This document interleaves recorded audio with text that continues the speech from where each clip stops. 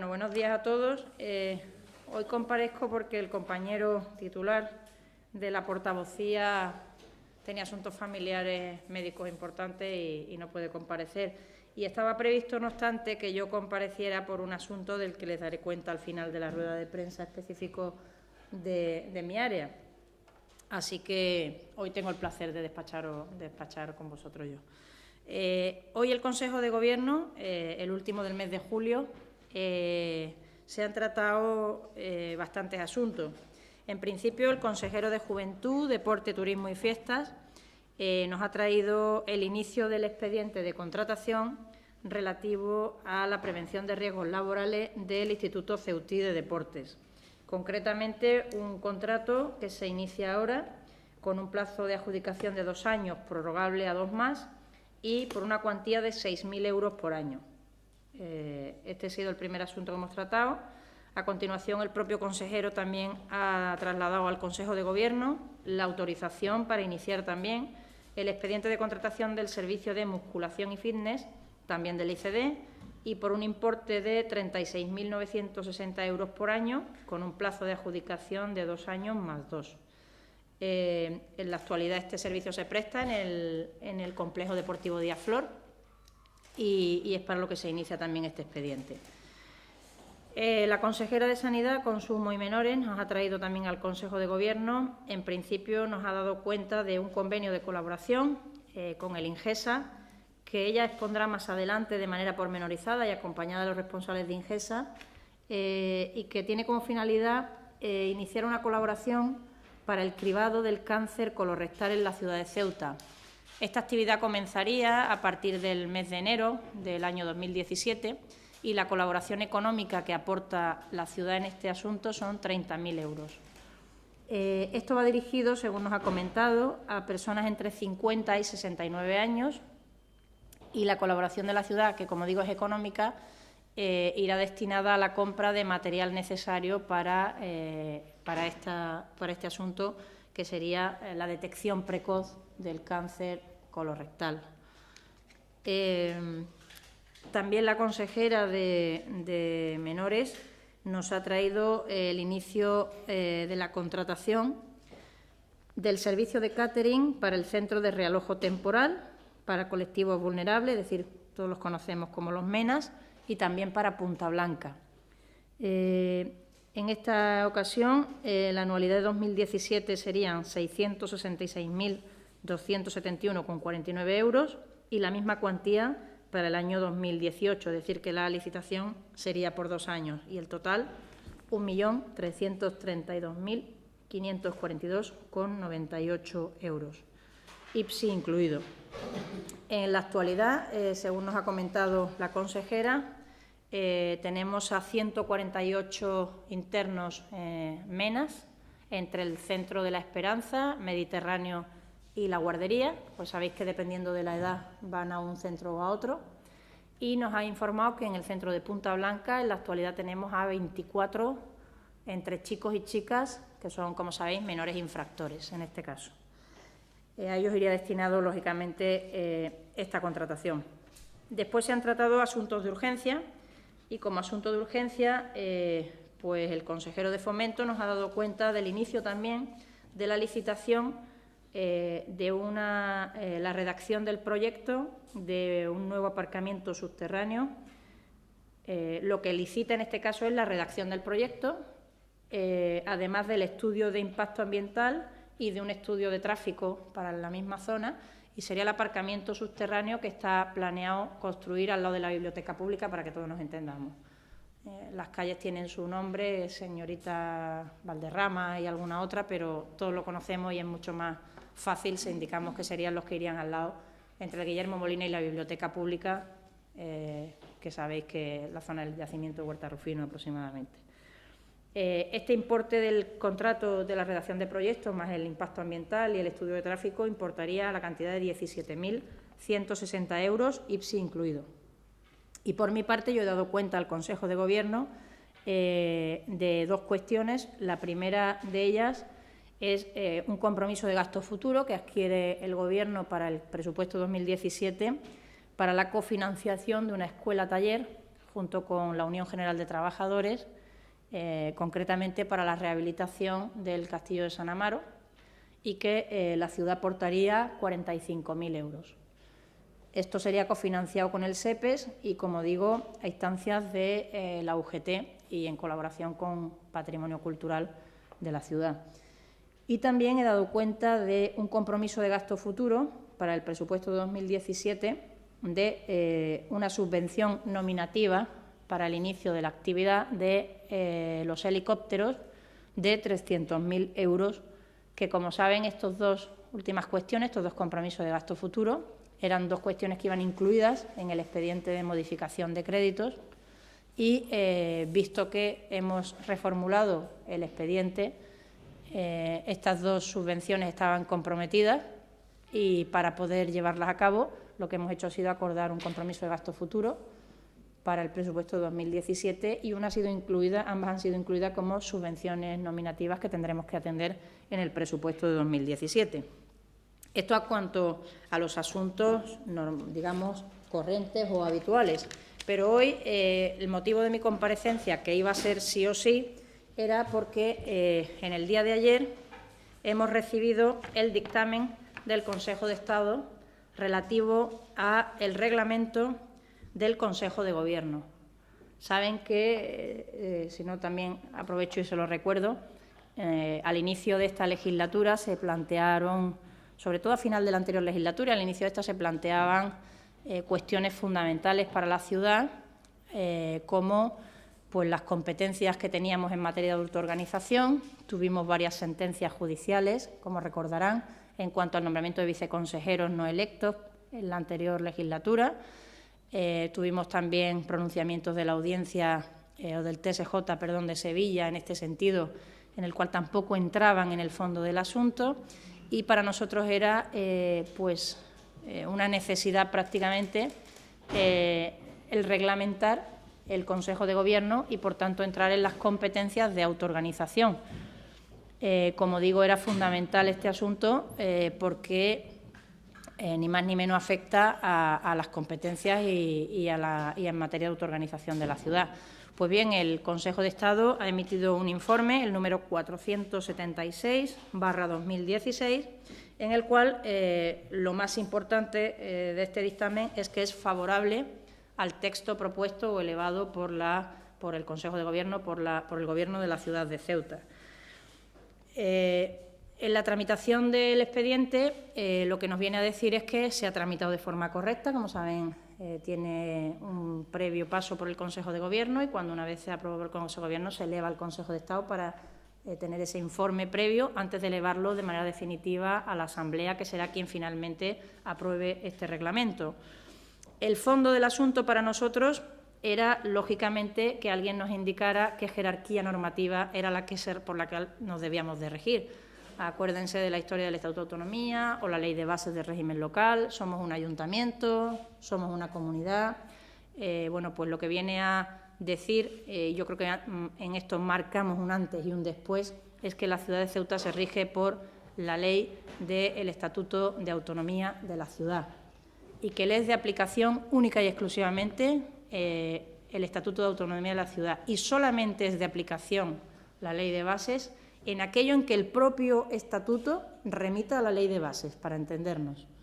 Es decir, no existiría la limitación del número de concejales o consejeros que formen el Consejo de Gobierno, no existe limitación para que el presidente pueda nombrar consejeros o viceconsejeros no electos, no hay ningún problema en esa cuestión.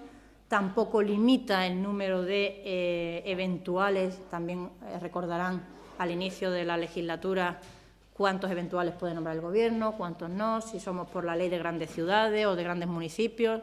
Pues bien, esto queda meridianamente claro porque el presidente puede tener los concejales en su Consejo de Gobierno, los consejeros que estime oportuno, puede nombrar y cesarlos siendo o no electos, puede tener vicepresidentes del Gobierno sin ningún problema, también sean o no electos, y tan solo pone una limitación, y es que aquellos consejeros o vicepresidentes nombrados por el presidente que no sean electos, la única limitación que les pone es que no pueden sustituir al presidente. Sabéis que cuando el presidente se ausenta de la ciudad, bien por trabajo o por el motivo que fuere, designa a uno de los consejeros, hay un orden de prelación de consejeros que se quedan en las funciones de presidente, alcalde de la ciudad, pues la única limitación sería que esas personas no podrían asumir esa sustitución. Es la única limitación que pone en este sentido y, por lo tanto, nosotros estamos realmente satisfechos. El dictamen también entra en hacer algunas, lo que llamamos observaciones esenciales, a 3 artículos en concreto del reglamento, que, como indico, no impiden que el dictamen finalmente sea favorable, pero son 3 observaciones que nos hacen y lo que vamos a hacer, evidentemente, es volcar esas observaciones. ¿Qué tipo de observaciones son? Pues observaciones como que sería bueno que se limitara el número de eventuales, por ejemplo. Es decir, ya no te dice que tengan que ser 25, sino que te dice que pongas tú la limitación. Bueno, pues parece razonable, racional que eso se realice en un reglamento del Consejo de Gobierno, cuestiones como esa, ¿no? Lo que sí dice claramente, y lo recojo literal, dice: lo verdaderamente importante, lo que nosotros consideramos verdaderamente importante, es que el Consejo de Estado pone expresamente de manifiesto la superioridad de nuestro Estatuto de Autonomía sobre las normas de régimen local, quedando estas de aplicación cuando se remita el Estatuto expresamente a ellas, y supone que evidencian la existencia de un régimen singular de autonomía local en diferentes materias, tales como la organización institucional, el régimen competencial y el régimen económico-financiero, entre otros. Continúa diciendo el dictamen: el régimen de organización y funcionamiento de la Ciudad Autónoma de Ceuta no es, pues, el establecido en la legislación estatal de régimen local, sino el previsto en su estatuto y en sus normas de desarrollo.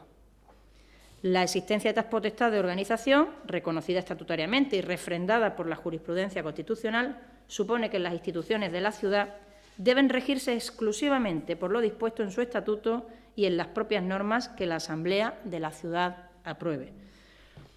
Bueno, la carencia de observaciones sobre cuestiones que recoge el reglamento y que hasta ahora venían siendo controvertidas en nuestra ciudad, lo que yo les he indicado, ¿no? Que el Gobierno puede estar compuesto por consejeros y viceconsejeros no electos, que igualmente no existe limitación en el número de consejeros del Consejo de Gobierno, que no se limita a número alguno el personal eventual. Y bueno, estas cuestiones, que son recomendaciones, como les he dicho, lógicamente van a ser volcadas al reglamento y elevadas al Pleno. En definitiva, queda clara la potestad de autoorganización de la ciudad por encima de lo previsto en el régimen local para el resto de municipios del Estado, al contar Ceuta con un estatuto de autonomía que prevalece sobre el resto de la normativa de ámbito local. Esto es un antes y un después, sin duda de ningún tipo, y a partir de ahora, pues, lógicamente, una vez que esto sea volcado y aprobado, bueno, pues el presidente ya tiene el respaldo del, para nosotros el organismo, para nosotros y para todos, ¿no?, el organismo a nivel nacional con más solvencia en cuanto a la realización de dictámenes de una trascendencia jurídica importantísima. Evidentemente, los jueces podrán seguir dictando las sentencias que en derecho ellos consideren, pero obviamente un dictamen de este calado, de esta profundidad y de este volumen, sobre todo, porque les confieso que es denso y que ha entrado profundamente en el asunto, pues lógicamente digo que para nosotros es de las mejores noticias que hemos tenido sin duda en la presente legislatura. Y ya sin más, quedo a las preguntas que ustedes me quieran realizar. Más o menos, ¿cuál sería el plazo para culminar el proceso de aprobar el reglamento, que vaya a pleno? Pues nosotros nos hemos marcado el mes de agosto para trabajar en volcar estas recomendaciones que nos hace el Consejo de Estado en algunas cuestiones, como las que he referido. Ahora, artículo por artículo, hay que volver a repasarlo y una vez que verifiquemos que todo el dictamen del Consejo de Estado ha sido volcado en el reglamento, la idea mía sería poder elevarlo a pleno para el próximo mes de septiembre.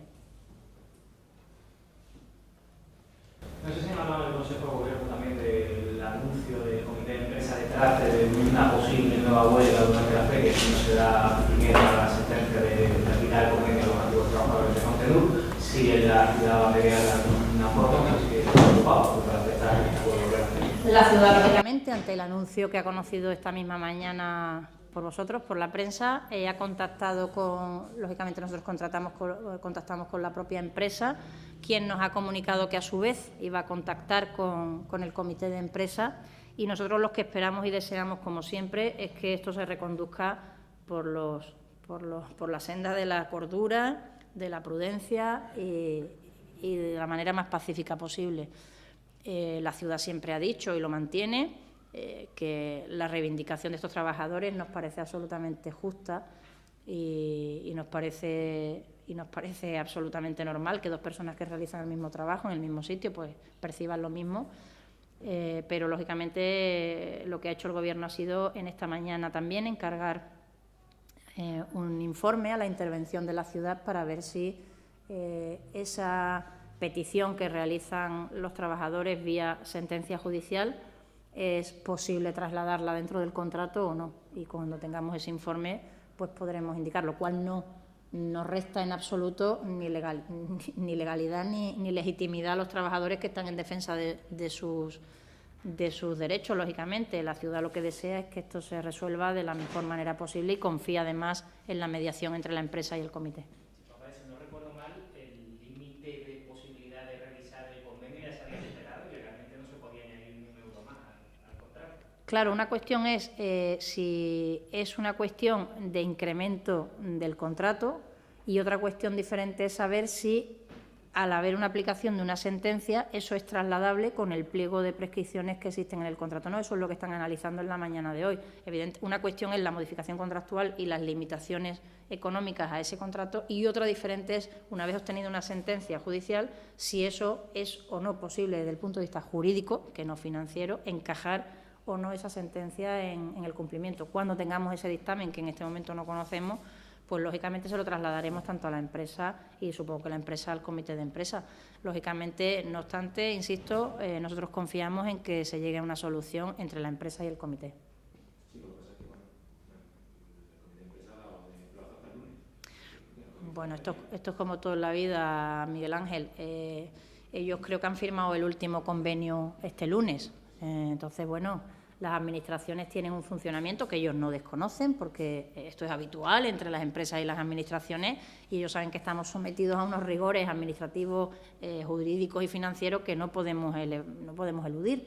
Otra cosa es que ellos quieran apretar más el acelerador, que, insisto, es legítimo por su parte y nosotros no cuestionamos en absoluto, pero creo que la ciudad está haciendo lo que debe, es decir, pedir ese informe y ver si eso encaja o no encaja, y con lo que sea, pues, lógicamente, trasladar esa información. Sí, con respecto al tema estaba hablando antes sobre la organización del Gobierno. Una vez que se lleve a pleno, hay intención de modificar la estructura como tal, o sea, hay intención de incrementar el número de consejeros, de introducir consejeros, de cambiar la organización del Gobierno de una forma visible, o son cambios que se harían para el próximo año. ¿Cuáles son las proyecciones que...? Mira, la idea, yo esperaba esta pregunta además, el Gobierno ya le adelanto que no tiene intención, al menos en este momento, de hacer ningún tipo de modificación, pero la idea de solicitar el dictamen y la idea de reglamentar el Consejo de Gobierno no buscaba el habilitar fórmulas para, en absoluto. Lo que pretendíamos precisamente era que alguien de la importancia y el calado del Consejo de Estado, porque estábamos convencidos de ello, pues diera el espaldarazo a lo que llevamos manteniendo, al menos el Gobierno del Partido Popular, desde que inició su andadura, frente a tesis absolutamente, conocéis, localistas que han mantenido otros, y bueno, eso tiene nombre y apellidos, quienes mantenían que éramos un ayuntamiento. De hecho nos llaman concejales continuamente, cosa que es un honor. Ser un concejal es lo mejor y lo más bonito que le puede pasar a un ciudadano, ser concejal en tu pueblo, pero eso no quita que en esta ciudad tengamos un estatuto muy particular, muy especial, y que desde luego, además de sentirme concejal de Hacienda en este caso, me siento en el Consejo de Política Fiscal y Financiera, directamente despacho con el ministro, y no creo yo que muchos concejales de pueblo despachen directamente con las secretarías de Estado, con los ministros directamente. Tenemos unas peculiaridades que así ha visto el Consejo de Estado. Insisto, en materia de autoorganización, en materia de de política económica y fiscal. Tenemos unas peculiaridades que no tienen otros ayuntamientos y lo que buscábamos con este dictamen precisamente era que se diera carta de naturaleza a que jerárquicamente la normativa está por encima del Estatuto de Autonomía, lo que parecía a todas luces lógico, a la Ley de Bases del Régimen Local. Y es lo que perseguíamos y es lo que hemos logrado con este dictamen. A partir de ahí, las consecuencias que se puedan devenir de ese dictamen, ya te digo que no son inmediatas desde luego, porque yo esta pregunta se la he realizado a quien es la persona fundamental, porque es quien nombra y nos separa de los cargos, que es el presidente, y el presidente hoy por hoy no tiene ninguna intención ni de ampliar ni de modificar. Eso es lo que me ha trasladado. Pero también deciros que no era eso lo que buscábamos, ¿no? Eso será una consecuencia, si acaso, que se llevará a cabo o no, pero lo que buscábamos precisamente era tener esa, si queréis, esa seguridad jurídica de que, hombre, éramos algo más que concejales, porque parece a todas luces que aunque manejemos presupuestos pues parecidos a ciudades con muchos más habitantes, ya no es solo el presupuesto que manejas, sino las competencias que tienes que asumir, que parece que son bastante mayores, sobre todo en determinadas áreas, que tenemos plenas competencias, que otros ayuntamientos de igual presupuesto o igual número de habitantes. En el Gobierno, en ese caso, teniendo este respaldo del Consejo de Estado, si se produjera una reforma de la Constitución, solicitaría que se incluyera Ceuta como ciudad autónoma, teniendo en cuenta que, claro, que este es un salto cualitativo. Pues eso la verdad es que no lo hemos discutido, ya sabéis que soy persona absolutamente clara y cuando no hemos hablado de este asunto lo traslado de esa manera. Si me preguntaras a mí, a Susana Román, yo te diría que evidentemente, como tú bien has dicho, esto supone un antes y un después y que de alguna manera este salto de calidad no debemos de perderlo ya nunca. Es decir, ha habido una decisión firme y unánime de personas que son absolutamente conocedoras de, no solo ya, como tú bien dices, de las normativas jurídicas y demás, sino también del texto constitucional y de lo que eso implica. Y, por tanto, yo creo que este paso adelante ya nunca más debemos de perderlo, lógicamente. ¿Qué ocurriría si hubiera una sentencia del Tribunal Superior de Justicia que contradijera el dictamen del Consejo de Estado? Bueno, el dictamen del Consejo de Estado, como sabéis, es un órgano consultivo. Es el órgano consultivo de mayor rango del Estado. Yo creo que con eso te respondo absolutamente, ¿no? Yo digo que sus señorías, los magistrados, los jueces, están para aplicar las leyes, lógicamente, pero también para interpretarlas. Hasta ahora hemos tenido, pues como sabéis, en primera instancia aquí, en el contencioso, algunos pronunciamientos que han venido a ser corregidos por el TSJ de Sevilla, si bien no entrando en el fondo, lo recordaréis todos, los nombramientos de viceconsejeros, sí corrigiendo, bueno, desde mi punto de vista cogiendo un poco el rábano por las hojas, corrigiendo sobre la competencia, pero desestimando o casando las sentencias de primera instancia. Yo creo que necesitábamos todos que alguien, pues con superior criterio, si queréis, a nivel jurídico, clarificara la jerarquía normativa, que desde luego es atípica, porque todo el mundo tiene claro que un Estatuto de Autonomía de una comunidad autónoma está referenciado a un artículo de la Constitución y, por tanto, jerárquicamente en cuestión normativa, todo el mundo lo tenía clarísimo, nadie discute que el Estatuto de Autonomía de Andalucía esté por encima de la Ley de Base, pero no ocurría así en Ceuta y yo creo que con esto de alguna manera se ha clarificado para todos, para nosotros como administración, para los administrados, para sus señorías y para todo el mundo. En cualquier caso, también existen los conflictos de competencia que están para resolver estas cuestiones, pero vamos, yo confío en que esto, como digo, sea un antes y un después también para las resoluciones judiciales. Dada la situación complicada al final, que no se haya establecido todavía un techo de gasto, está retrasando el inicio de preparación de los presupuestos del Ceuta para el año 2017. No, nosotros estamos trabajando, de hecho, todos los consejeros tienen entre sus deberes inmediatos la remisión al área de Hacienda de los presupuestos de las respectivas áreas para 2017 hasta el próximo lunes.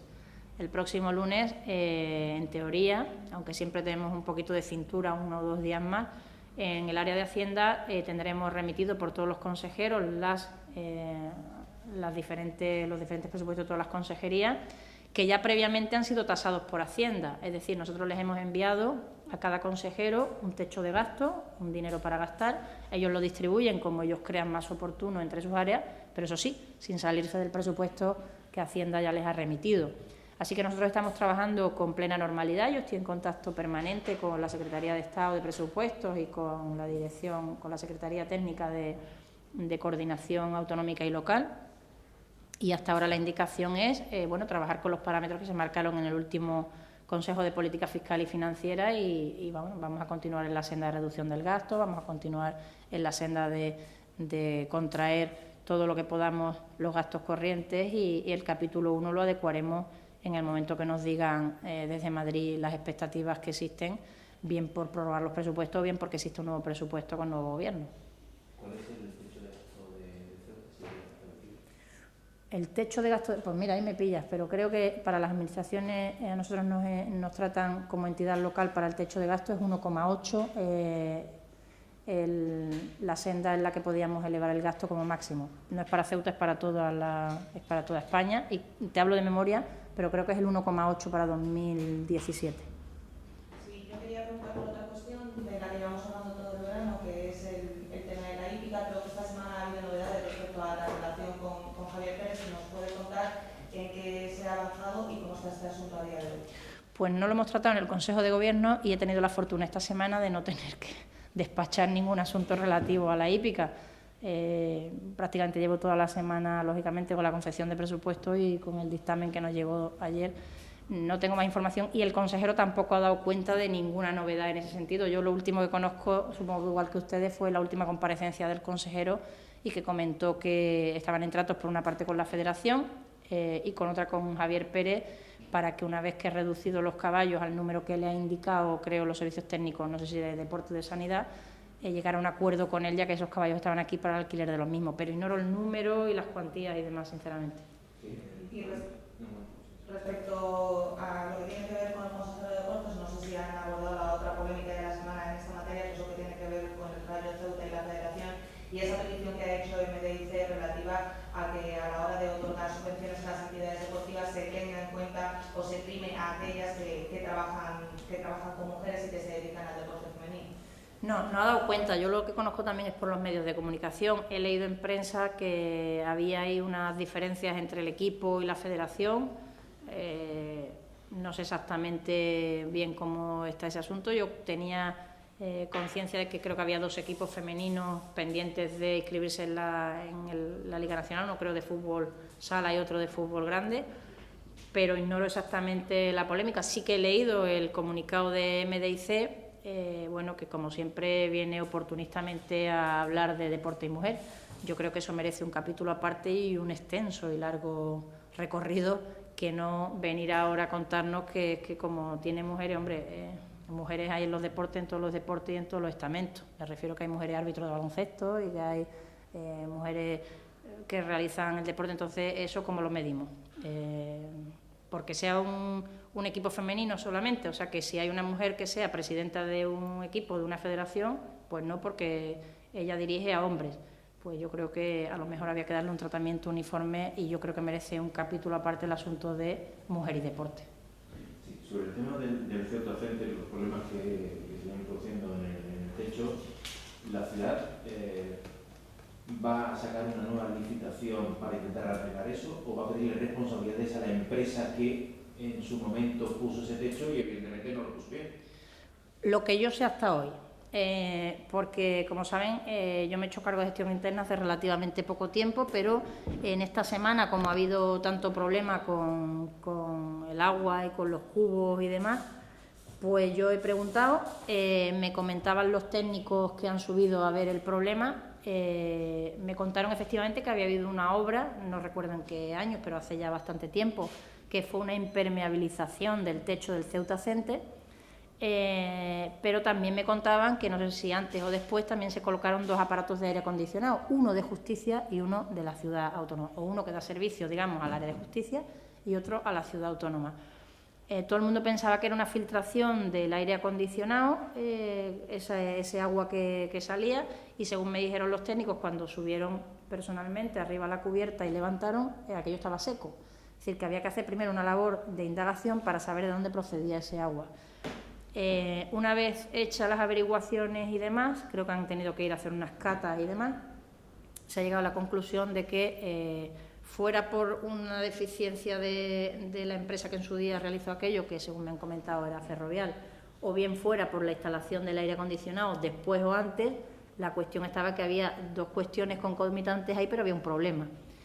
Parece ser que el problema hoy mismo se iba a avisar a la empresa de instalación del aire acondicionado para que recondujera esas aguas o lo que fuere, y posteriormente, lógicamente, cuando los técnicos definan de dónde viene el problema, pues supongo que se realizarán las cuestiones, se le pedirán responsabilidades o no, porque, insisto, a mí no me han sabido precisar si fue ante el huevo o la gallina, es decir, si después, una vez hecha la obra, ya pusieron el aire y rompieron, o fue antes y después no rompieron.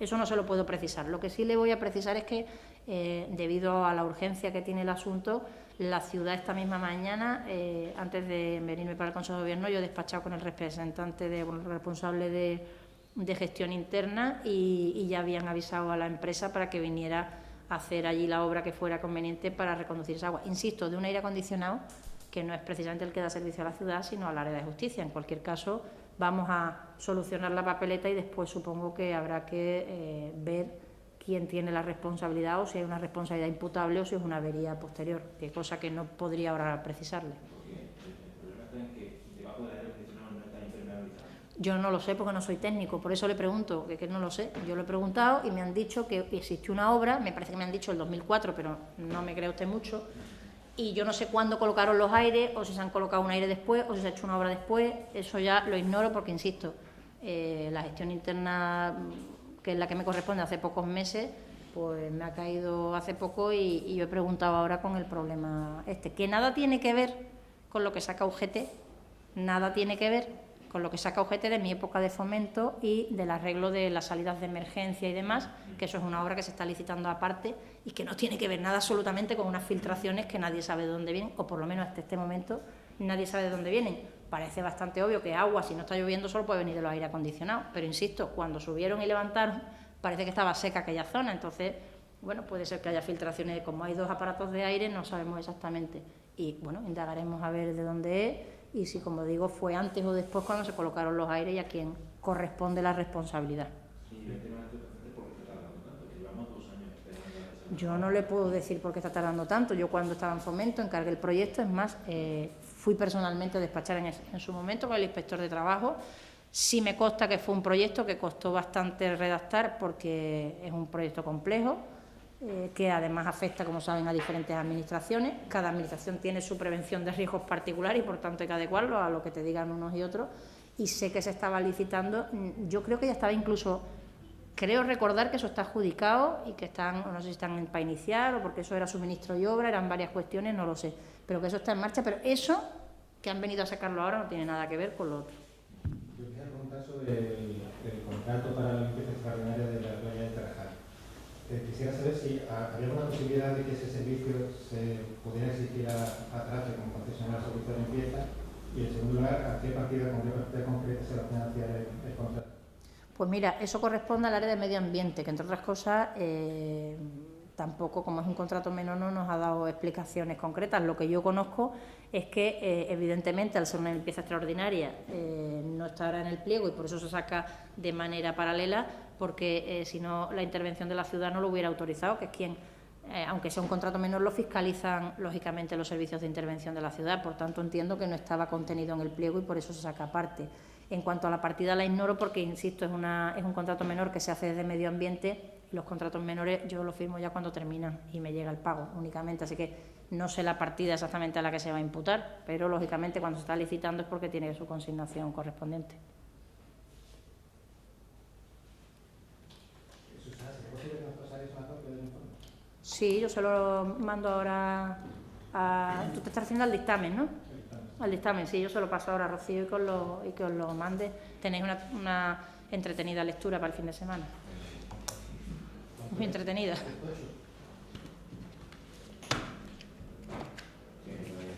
Tiene 35 páginas. Apasionantes todas ellas. Pues muchas gracias.